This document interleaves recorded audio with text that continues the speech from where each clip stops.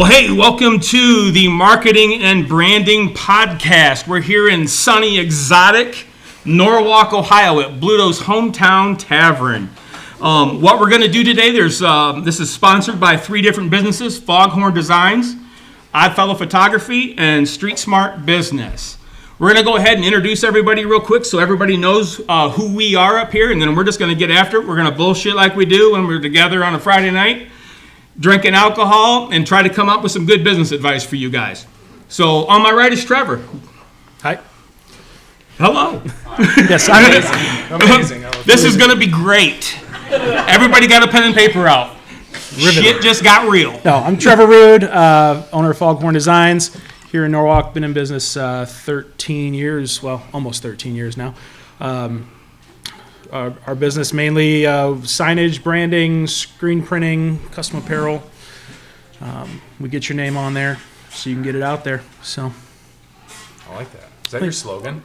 It's one of them. Hey, somebody write that down. That was good. You get your name on there so you can get it out there? I give that credit to Lindy. She came up with that, actually. Oh, nice. Yeah. That's a good one. Thanks. Tony.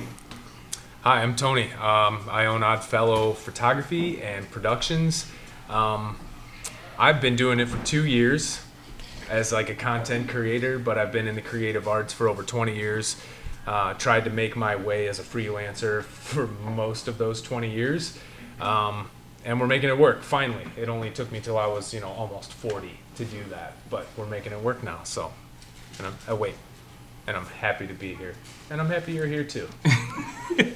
So 40 years, so then note to self, don't listen to Tony unless you want to go the long way around the block. Yeah, you guys have been doing it for decades. I'm like, almost two. But hey, it's going well, so. Well, I'm Eric Brown. I am a financial advisor with Legacy Capital Advisors here in Norwalk, Ohio. We manage money for mainly small business owners, farmers, entrepreneurs, high net worth investors. Also farm full-time. My beautiful wife, Tracy, is the owner of Brown Crane Associates here in town. I got really disappointed with how expensive taxes cost to be prepared, so I decided to sleep with my accountant.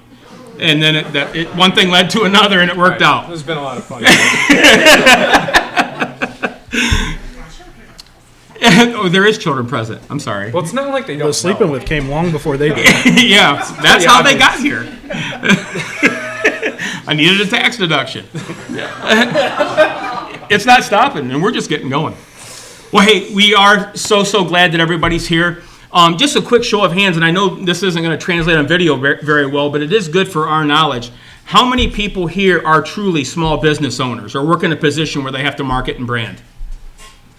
Whole crew. Okay, very cool.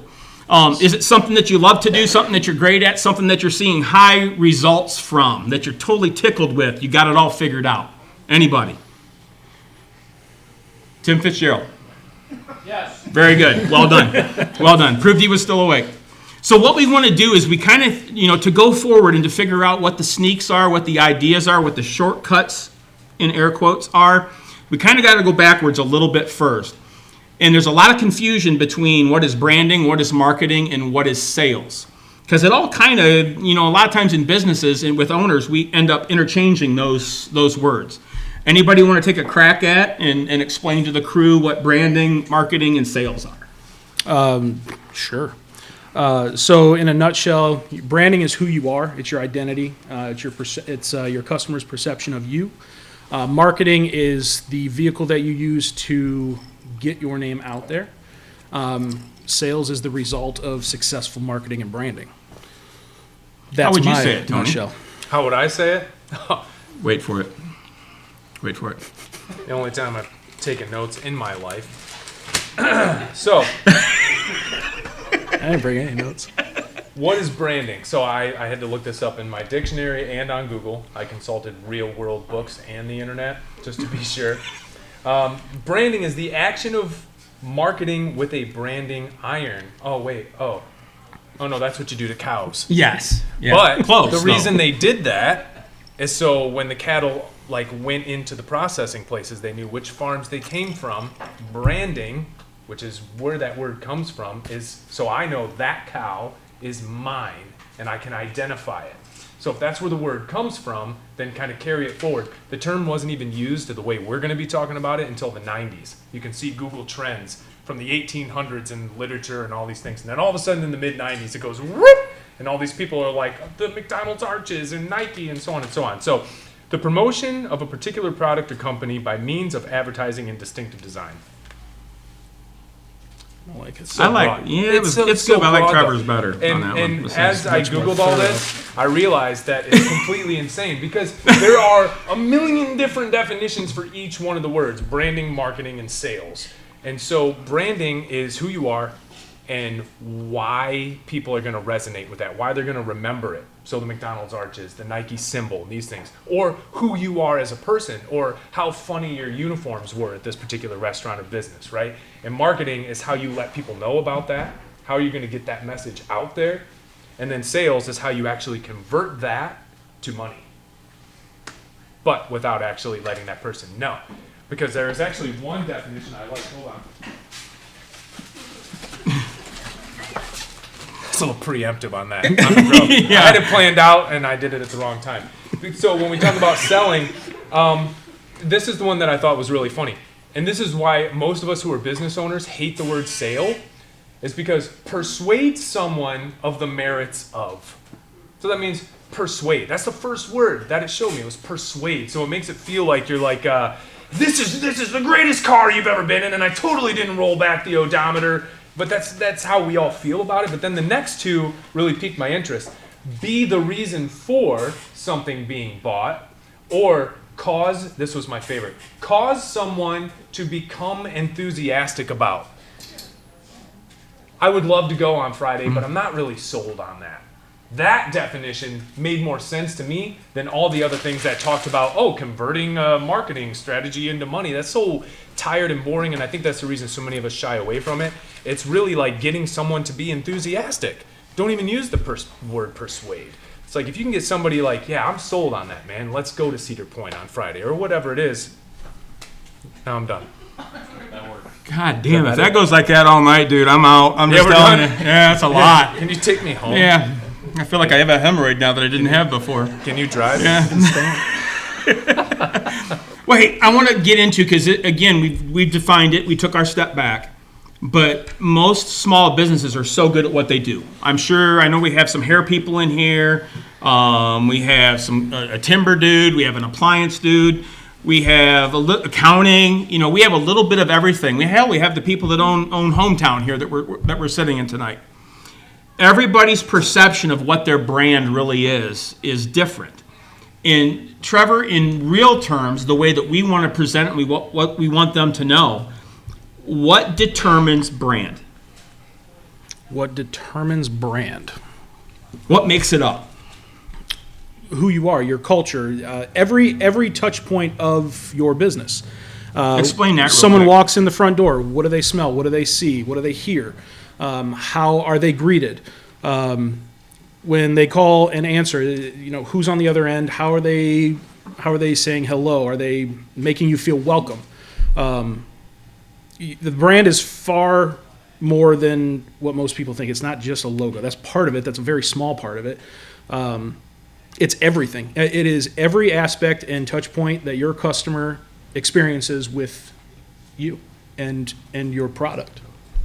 So, Tony, if you take a chance and you want to go back and you want to look at your own brand and your own business right now, and you're somebody that's sitting here tonight or listening to this on a recording, 2,075 years from now, and they still want to learn about marketing and branding yet, what are some things that you could do that would change brand perception to your clients or to your prospects, people that you're looking to have as clients?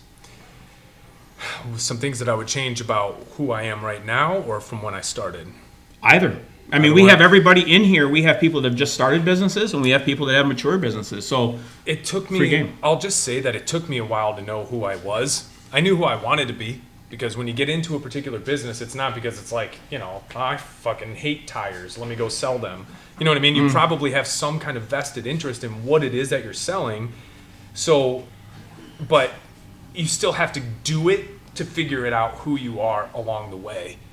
The way I was trying to market myself 2 years ago was just like, it's me, you know me, right? I put myself out there in the community, hire me to do this. And now it's more like I know what I'm going for, you know, and how I want people to walk away feeling. Sorry. That is, Should unplug that. it one. is, and that is free of charge, just so you know. That, you're welcome. You're welcome. So if there's anything that I could change, I don't think it would be. It was I had to figure it out. I had to do it. I had to let some clients down because they had an expectation going into it about how the process would be. And then I had to really impress some clients, and then they would give me that feedback through a Google review or a text message or something. And so piecing that stuff together helped me like, oh, this is what I do well. And so Right. this is the experience that I can actually offer to somebody. And so that's my brand, and that's what I'm going to start pushing, you know, and gear my message more towards that than just like in trying to please everybody. You know, I was a musician for 20 years, and I tried to please everybody. I tried to play music that everybody would like, which is okay, but you end up getting a C rating for that because then it's just like okay for everybody instead of being like, no, I play metal better than everybody. You know, I play country better than everybody, you know. So my brand, I wanted to be everything to everyone, but then as time has gone on, I realized who my clients are, and I realized what I actually do well, and so that's what I wish I could know that sooner.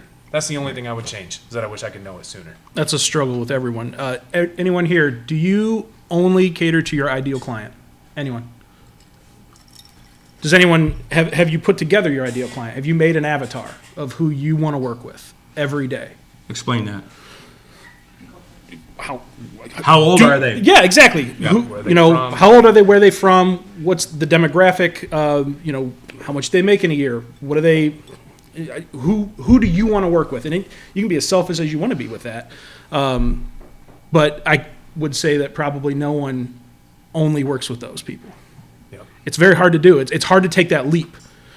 Something that I struggle with. I'm working on it constantly. And a lot of the times, you know, you find different avenues of you know, you don't tell people that you don't want to work with them, but you find ways to push them away a little bit, deter them from coming. Are any of those in here? Those people that you've pushed away? No. Okay, that's a good thing. I want you to think before you speak from now on. So one thing to consider, if you need to figure out and you haven't honestly taken the time to figure out what your ideal client looks like and who they are, here's a quick way to put your initial starting point in. Look at your existing client base. And those people in there that are the highest margin people, the most enjoyable for you to work with, the ones that you would probably consider friends outside of the workplace, that's probably a good place to start and look at what the similarities are. When's their average date of birth? You know, what are their earnings? What magazines do they read? And we'll get into this a little bit later and figuring out how to sell somebody. But honestly, creating that ideal client is going to be the basis for how you're making the most profit for the least amount of effort you're putting in today in the business. And go ahead. No, something that you told us early on, we're allowed to fire clients. Preach. Absolutely. Yeah, we have a no dickhead rule. Every business should have one. I mean, especially if the client is bad with your employees or bad with your staff, they got to go. And sometimes they have to go physically. It's fine. You know, it's cool. It's therapeutic for most of us. Sometimes they're not even a dickhead. Like early on, it was after COVID. I didn't have like a real 9-to-5 job, and I was just trying to grow the business. There was a couple clients that reached out with a few expectations, and a photo shoot is a weird thing. You know what I mean? Most people don't want to do it except for like the mom. You know what I mean? So it's like she would be like, I want to do this and this and this, and then we're going to go here and do this and this, and then we have this outfit change. And there was a couple times, even though I really would have liked to take her money, I was like, I don't think I'm the right photographer for you. I can think of two distinct times. So it's not always that they're a dick. It's just like, I know I'm not going to give you what you want. So find somebody else. And if you put together that avatar, you'll probably want to fire 80% of your clients. And that is scary as shit. Hell yeah. I mean, but it's true. Want or need principle. You might need to. I mean, if you really truly want to grow your business the way, you know, in a way that you enjoy, you show up to work every day, you're pumped to get there. You know, some days I am, some days I'm not, and it's because I haven't fired enough people. Customers, clients, not employees. But it's probably 80%. Once you really get down to the people you really want to work with, it's probably 80%. And that is why most people don't do it, because you think about cutting away 80% of your customers. It's a lot, and it's scary. But work towards it. You don't have to cut them all off right at one time. But the minute you get rid of your bottom 10%, man, that feels good. It feels real good. Well, I've done that a couple times. I'm sure we've all been there. It's like, how many times have you walked into a place and known, like, these are my people? I'm in the right place. I'm around the right people. This store is for me. This car is for me. This drink is for me. Whatever it might be. Like, when we feel that way, we feel like we found it, you know? But it's scary to be the one providing that experience because, you, like Trevor said, you're alienating 80% of people and possibly turning away money that would be really nice to see in your checking account. One thing we have to think about, too, I'm going to give you a couple leading questions, and I'm pushing towards a point. I'm guessing you guys will probably figure out where I'm going. I was wondering when the pop quiz was going to Yeah, be over, it's coming. Yeah, go ahead. It's coming. Go ahead. So first of all, I mean, is business easy? Small business, is it easy? Okay, so you have to put a little blood, sweat, and tears into it. There's a little sacrifice. There's a little nights away from home. There's a little being away from the family. There's a little, oh, crap, the creditors are calling. Oh, my God, the bank doesn't want to work with me. Oh, my God, my shitty client just fired me. Mm-hmm. Right? So when we talk about brand, and I'm bringing this back to the track here a little bit, Okay. You have to understand there's a reason why you do what you do. Yep. We have to, when we're creating our brand, we have to understand what is our why. Why do we do it? And the reason why we do it will end up being the core principle to creating our brand.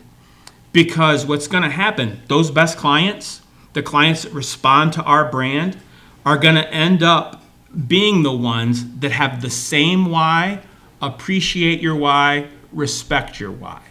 They're going to understand why you're doing it. Most of us these days, I mean, if you half-ass suck as an employee, you're going to get a great job right now, right? So most of us as business owners probably could make easier money being somebody else's employee, correct? So we have to explain to ourselves and verbalize and be able to repeat it in a way that our clients understand so they know exactly who we are, why we do what we do, and why we are their best choice in whatever our product and service is. So branding always starts with why we staying up all night, why we spending our money. Agreed? Yep. So after branding, if we go ahead and figure that out, you know, we talked about everything that comes into it. We've now determined why we do it, who we are, what our core concepts and beliefs are, who our characters are, you know, what our character is. We've talked about what our ideal client looks like, who they are, how they buy stuff, what their beliefs are, what's their why. So all of a sudden now we've got this belief. How do we get it out and talk to people and tell people so they know? So on the way here, I actually thought about a couple different scenarios. So once you have the branding piece figured out and you know who you are, what you're doing, all the things he listed off, I thought about the difference between two people. So let's say there's a guy, his name's Pete, and he works on small engines, right? Like Pete. And he has Pete's Piston Repair. And then there's another guy named Bob, and he's more conservative. Pete's like kind of loud, kind of ridiculous. He might say some shit that like might offend some people, but he might say some shit that might make other people laugh. And so he's not for everybody, and that's the thing. So how do you market a small engine repair business? Like, we know what you do. There's really no mystery there. Like, I'm gonna take my car to you when something's messed up, right? But the funny part is that Pete, who's the jokester, could be like, Pete's Piston Repair, get shafted. You know what I mean? And so that's okay because he knows who his clientele is, and they're gonna be like, yeah, it's the dude with the get shafted sign. They're like, oh yeah, I saw that, that was kind of funny. Those are his people. But then there's the other guy, Bob, who's more conservative, like, Bob's Small Engine Repair. Small engine repairs at a fraction of the cost. Super boring, but there's some super boring fucking people out there. So and he's for them. You know what I mean? But Pete's not. And so I think that's a difference. Once you know who your brand, or what you are, or what your brand is, it's so much easier to do the marketing. But if you skip that part, then you're going to end up falling into the same boring traps as everybody else and just being like, I make cookies for birthday parties. You can buy them from me. It's not compelling, and it's not going to work. Well, the example that I like to use a lot of times is, you know, the way marketing works for a good chunk of the people, even in this room, is that they, you know, I consider the client as a rock star up on the stage. And all of a sudden, all business owners that they could choose to spend their money with or buy from, all of a sudden they're all standing down in the crowd, all jumping up, pick me, pick me, pick me. And there's no way to differentiate which person should I pick. So marketing to me is making sure that I'm on stage with the rock star while everybody else is down in the crowd jumping up and down saying, pick me, pick me. So marketing is differentiation. Marketing is showing how you can be different in the same exact, how many, again, the same thing in Norwalk, how many pizza shops are there? How many mechanics are there? How many car dealers are there? There's always going to be another person doing what you're doing. But I contest that we're in an environment today where there is no competition. If you have competition, it's because you're lazy and you're not doing what you need to do, period. Sorry if I hurt your feelings. It's the truth. And all of us here could tell marketing mistakes or how we sucked and how we were jumping up in the crowd and they picked everybody else. Hell, I got a face for radio, dude. Nobody wants to do business with me because of how I look. Right? We're all of us have these things about us that just aren't appealing to the whole masses. So we have to figure out how to set ourselves apart so that we're one of a kind when that client is out there shopping wanting to spend their dollar. Anything to add? You guys are great. Thanks, Trev. It's my Nope. first time. Nope. You guys nailed it. I'm not going to add to that one. Well, one thing I think I want to drill into a little bit, and this has to go a lot because everybody here, it all sounds good what we're saying so far, but there's not been anything actionable to this point, correct? Outside of using your client base to figure out who your ideal client is. Yep. So here's where we're going to start getting a little intuitive. So all of a sudden we find ideal client. How do we get to know them better? Where do they go to church? Where do they buy their groceries? What magazines are they reading? What music do they listen to? Where do they park their car? How big's their house? What neighborhood do they live in? And I want to be called, the term I always use is apostle. Some people use something else, but I want to be the biggest advocate where I understand exactly and can verbalize to them how they feel inside of their chest. The things that make them anxious, the things that make them excited, the things that fulfill them and make them know that they're going in the right direction and they're happy and they're at peace and they're fulfilling all their dreams. And the only way I can do that is I have to become a student of the game. It's more than just opening the door and putting an open sign on the door. It's about truly figuring out, as we talked about, the ideal client and then becoming a student of them. So this is something that everybody can do. Again, if we go through and figure out who our clients are, just a little bit of time asking some questions. Yep. I think in most systems, if we set them up correctly, the sales part of the process is getting the information from them. If we do our job right when we have our brand message in our lane and it's ideal the way it's supposed to be, we're talking to the right people. At that point, it's 100% about being able to thoroughly understand them and collect the data. Now, does anybody in here using a customer resource management software of any kind? A CRM? Got one? Can you tell me what a CRM is, Trevor? Yeah, it's essentially software that allows you to input data about pretty much every interaction you have with your client. And it helps you to remember the birthday and, their kid's name and, that they have a golden retriever, whatever. Anything that gives you an advantage when you are talking with them that you can bring up and relate to and make them, it helps build relationships. It's something that I'm terrible at, but I'm not gonna lie. CRMs are not fun. They're not fun to use. They're very time consuming to put together, especially initially.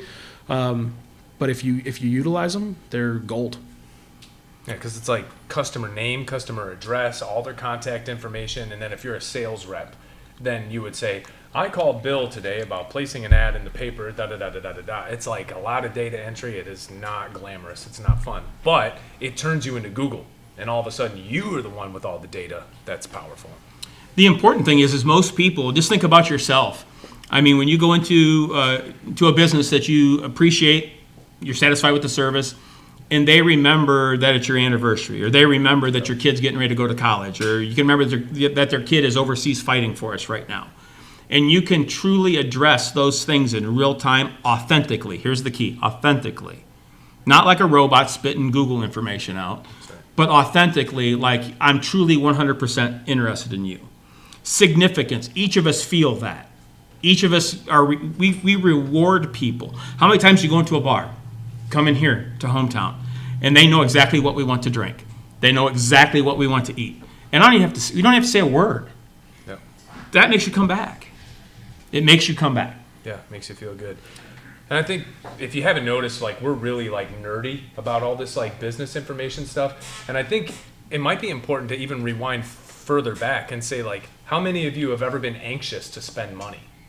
Have you ever been in a point in your life where like, I'd really like to spend this $50, but that might not be the greatest idea. Even $50, you know? So it's like understanding where the client is coming from. Like anybody could be on a fixed income or going through a hard time in their life. Like being a good business owner means that you're creating an environment where like people, it's like that stress is alleviated. They don't have to question it. Like if you're an IT business, like if somebody wants to spend money with you, it's a good thing for them, and that's a win if you can actually make them feel that way. Otherwise, most people are like, I don't want to have to get my car fixed. Oh, my laptop broke, or I need a new pair of shoes, or this. It's like we're always griping about having to spend money, unless you're like Kanye West or something. Then it's just like, you can make it rain on anybody, but spending money is not fun. So making somebody feel good about spending that money,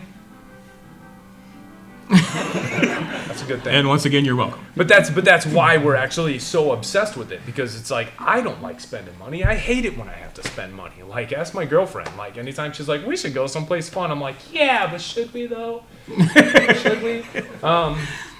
And so that's what made me become obsessed with it, because man, I got to convince people to choose me over 1,000 other photographers. I mean, any of you who are married, I mean, I'm sure you, or if your wife, because I know none of the husbands pick the photographer, but anyway, so she had to scroll through how many photographers to find the one you actually use. So in a sea of 1,000, you have to find the way to make that person feel good with spending money with you, when spending money typically doesn't feel good. So that's why I think, am I right on that? It's like that's why we're obsessed with this, because we know what it feels like to not want to spend your money. Well, the thing is too is that most of the businesses with the biggest profit margins solve the biggest problem. Yeah. So you have to remember too, depending on what your job is, a lot of times when those people come in, it's for a bad reason. And again, so that makes that authenticity, that empathy, the way that you know them, the way that you can recount their life and prove you can tell how they feel, takes that edge off of them when you go to do business. And we're going to have an underlying theme tonight, and I think if the system's done right, that we're going to talk about for the rest of the evening, because I like to call it sell without selling. And the way sell without selling is actually created is by doing what we're just speaking about. It is having a brand that matches me authentically. It's talking to the people that match me perfectly and the ones that I should be doing business with. And then me being a good human who truly cares about the people that I'm serving, where their best interest truly is more important than my own, 100%. It's funny in this business, in any of our businesses, that when you give something away for free, but you do it with value attached behind it, the reward is 10 to 1. We're like, Eric, well, if it's free, 10 to 1 doesn't mean 0. That's not my point. It comes back around just drastically higher, for sure. Do you have any experiences where you can, somebody came in not really too tickled with something or had a bad experience somewhere else, and how you pivoted that and how you made that change? Well, if someone has a bad experience somewhere else, they're coming in telling you exactly what went wrong, so you just avoid that shit. No, really. Anytime that someone comes in who's had a bad experience elsewhere, you just sit back and let them talk, and you find out where the other person dropped the ball. You make sure you don't make that same mistake, and over-deliver for them so that there's no question in their mind where they go next time, because they know that you're going to take care of the problem. So, yeah. I'm going to say, just so everyone knows, I'm a sign maker. I'm a I do advertise print. My job is to get the most effective message across with the fewest amount of words. and I do that. That's me. So these guys are storytellers. And they're content creators. They're storytellers. They do Trevor's a great sweet job. guy. Give it up for Trevor. Come on, man. Come on, man. No. Give him a little golf clap. He'll take a hug if anybody's interested. I will. No, but that's my expertise is getting the message across with the fewest amount of words and efficiency. I like it. I do that. Yes, you do. So I guess the magic secret sauce that people are going to want to know is there's gazillions of ways to market our business today, right? I mean, the old trusty billboard, the radio ad, social media, podcasting. What are you seeing in your experience that is drawing you to products and services? Word of mouth. It's been the tried and true, no matter what comes and what goes. It's always word of mouth. It's the most powerful. If you can make that one funny video that goes viral on TikTok and you get a bunch of business from that, fuck you. You're lucky. Go buy me a lottery ticket because it's not feasible. You can't reproduce that. You know what I mean? You can't write a business book about how I made this one funny video and here's how you can be funny like me. Like it's not going to be like that. So it's word of mouth. Like if you're a good person, you treat people right, and you're just good at what you do, then the word will get around, and the people who like what you do will come to you, and the ones who don't will go somewhere else. Word of mouth has been far and above more effective for me than anything else. And Google still randomly takes money out of my account for Google Ads, and I don't even know what ad it's running. I'm a nerd. I know how to check and change that, but I don't know what ad it's talking about. But it's like $6.95 a month, and I don't know what's going on. $695? No, $6.95. So I'm not that Oh, mad about it. It ain't nothing. It's $6.95. But it's yeah. just enough for me to be like, Yeah. what is that? And what ad is it? I don't You're know. coming up like number 4,007. No, hey, my Google rankings are pretty good. You can Google me right now. I've worked real hard on that, those bastards. Do they? If they all Google you, is that another $6.95 hit every time they do it? It probably is. Yeah, there Actually, you go. don't Google me right now. They're gonna be like, you owe us $400, pal. I think Tony brings up a good point. Most of our businesses, and again, I know a good chunk of the people in the room, is that referrals and who we are and our circle of influence create somewhere between 60 and 70% of our revenue. We go out and we have to market to get the rest. So in a lot of businesses, not all, every business is different, has different margins, it has different cost. For most of us, our circle of influence and our word of mouth pay our bills. That's what keeps us cash flow. Puts money in the bank. Take money home to mama, for sure. It's the marketing is what gets the money above that. That's the money that we're competing from. It's the money that we're not normally going to get because of our circle of influence or somebody that knows one of our clients. So the social media, any type of marketing that you find that's unique. I said billboards, whatever. If that works for you, cool. I don't see how that is even a thing anymore. People are looking at their phones. They're not even looking at the road. Why are they going to see a billboard? There was one on 250 that's got a dog taking a shit. You're lying. I haven't seen that. But I would never know if you were lying because I don't fucking look at it.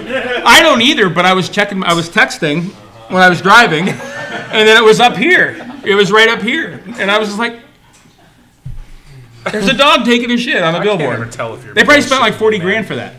Wow. Yeah. I'm not lying. I bet money. It's 40 grand. That's probably It's like $1,200 a month. Yeah. At least. and that's not the only. I mean, I can't think they put that out there just for me on 250. Nah, We're gonna get him. Yeah. You're lying to me right No, it's just south of Olena, northbound. You have to go northbound on 250. The dog shit billboard is a real thing. So you saw the dog shitting. Do you know what company it was? Not a clue. I was too busy looking at the shit. I couldn't help. They should have come to Would me for that you one. call it a shitty advertisement? Okay, so then we're gonna move on. I'm sorry. I won't go that low again. So back to word of mouth. Chances are word of mouth referrals, those people fall into your ideal client.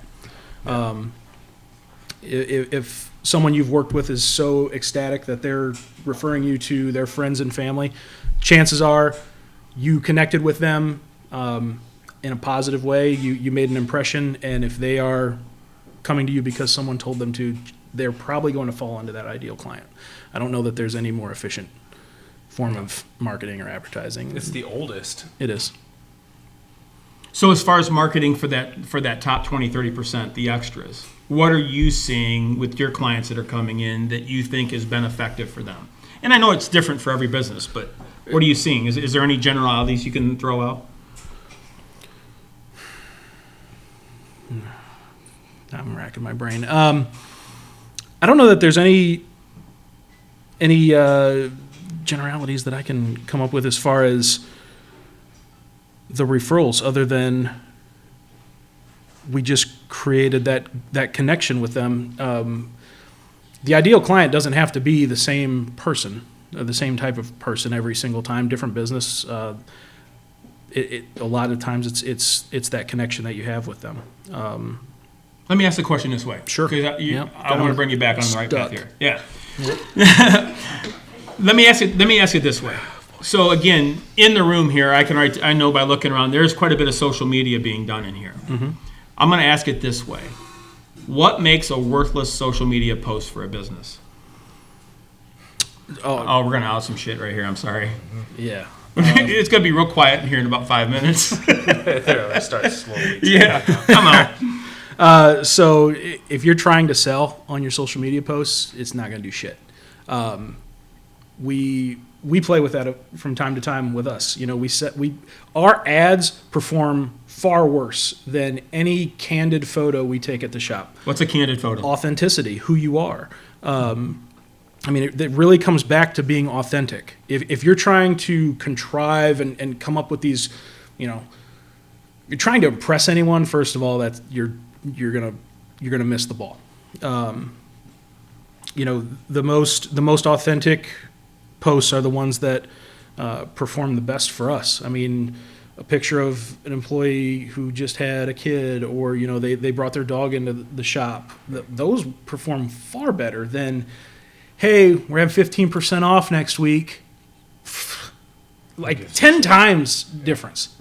I think people are so inundated with buy me, come to me, save money here, that nothing lands. The things that land are being you, being authentic, showing who you are, being real. So if your social media is full of a bunch of ads, try something different, because I can promise it's not performing the way it should.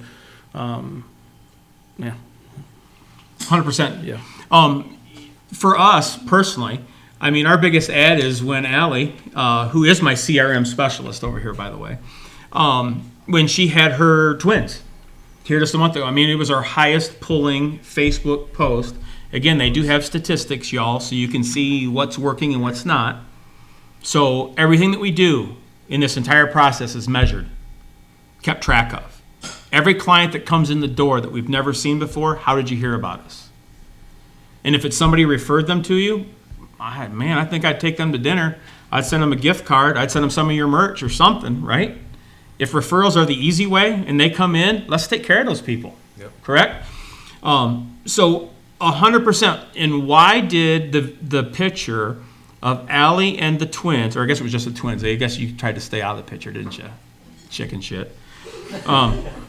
We tried to pimp her out and it didn't work. The reason why did that work? They weren't being persuaded. Weren't being persuaded. They were being convicted that these are real people in our industry, financial services, that is usually institutional. Big marble pillars, fancy dudes in suits, you know, fancy cars, private parking spaces, three receptionists to get into somebody you actually want to talk to.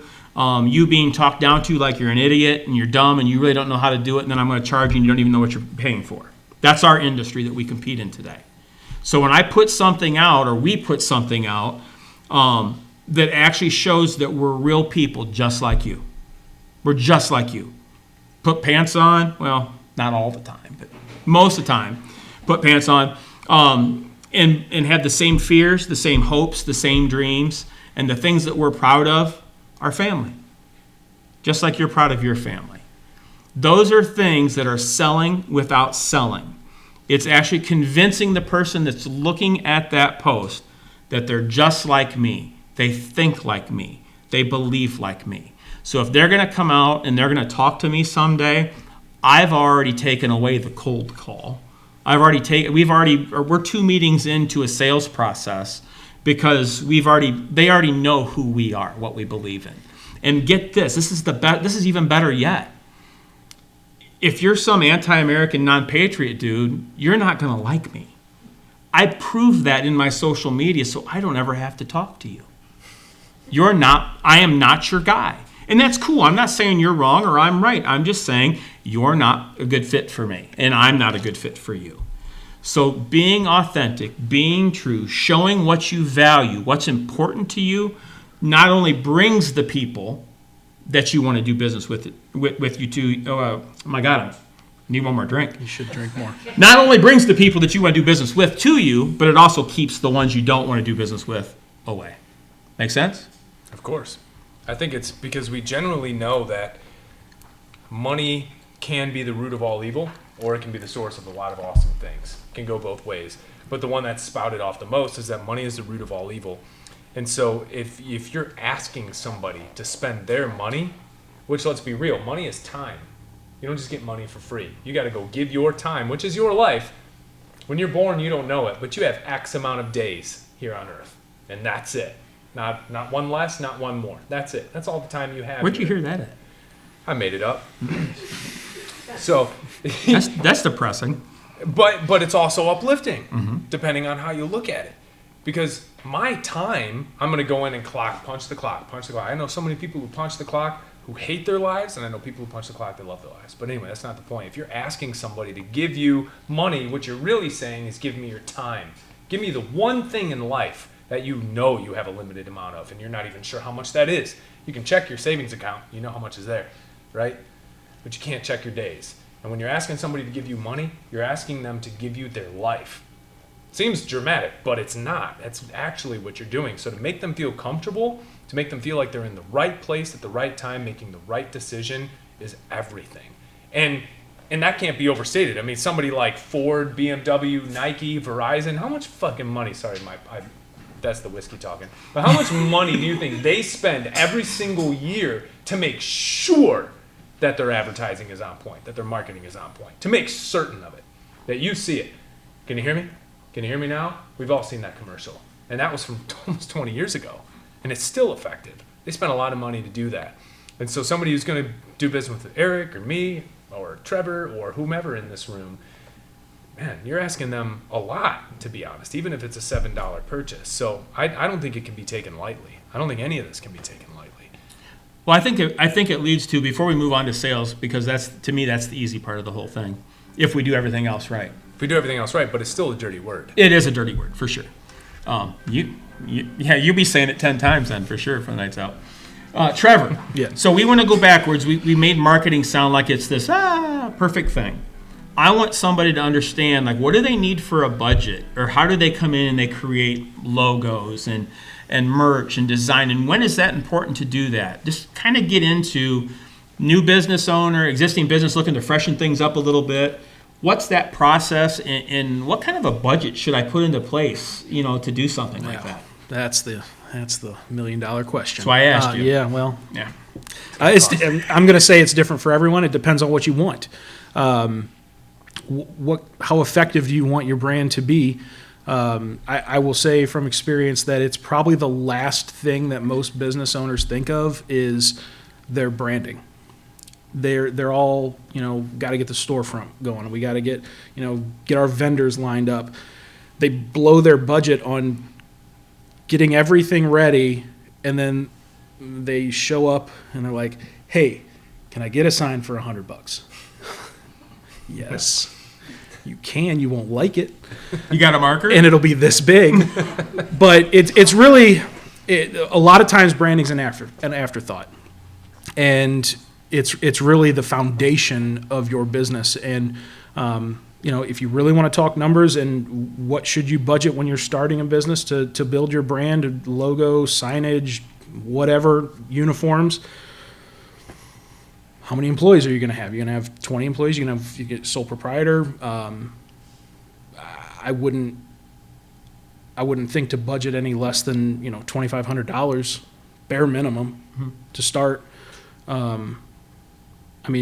It really just depends. We've had startups come in and they'll spend $100. We've had startups come in and they'll spend $10,000. It really depends on how much you value your brand and what you want to portray, what you want, how you want to be portrayed in your customer's eye or your potential customer's eye. And we throw out numbers and it can have some sticker shock, but done right, the money you put into a brand is an investment. It's not an expense. And I understand not all the time you have the capital to spend what you should, but any money you put into making your brand stronger will come back tenfold. So again, I've kind of watched Trevor go through this, and I think this is imperative. We've already talked about how foundational the brand process is, finding out and deciding exactly what that is, who you are, what you believe, how you treat people, that type of thing. Is Trevor's going to sit down, when you come to sit down with somebody like Trevor or a professional designer of any kind, they're going to ask you some questions and try to find out foundationally who you are. They're going to try to get out of you what your why is. They're going to try to figure out who the ideal client is that you're trying to talk to. Because even though it just seems like a simple logo, even though it may just be how you design a t-shirt or some merch, a coffee cup, whatever it is, to make everything congruent, to make everything so it works together. And if we're spending $2,500, in a lot of businesses, that's a lot of money. We want to make sure that we're getting bang for our buck. So the smart thing to do is, instead of sitting there pounding it out with yourself on some online design store, is to sit down with a professional, whether it's Trevor or somebody else, and sit down and let them go through that process and let them see who you are through your eyes. And they'll get a good understanding of what that foundational logo and what that corporate DNA, so to speak, is for your business. Is that fair? Yeah, one of the most expensive things you'll ever put your money on is a cheap logo. 100%. Opportunity cost. A cheap brand. Mm-hmm. If that's what you want, that's fine. But money in your brand is money well spent. 100%. Now, a lot of guys, Tony, I know you're competing with out here, is everybody's got a cell phone now. Yeah. So, during this marketing process, we're going to create content. That's right. Is my 7-year-old kid and their iPhone their proper way to go about creating pictures, videos, and artwork for our Facebook page? Or what is the value of not doing it that way?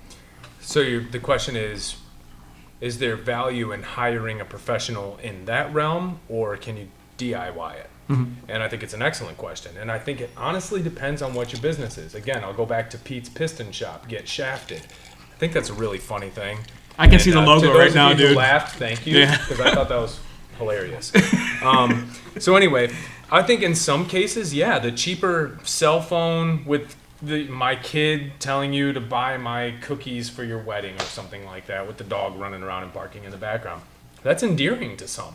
And in fact, that might be closer to your target audience, because it ain't the bride, it's probably the mom who's paying for the cookies for the wedding, right? So she's going to respond to the kid and the dog and the barking and all the family environment of like, hey, buy my cookies because I know what it's like to have such a special day. Okay?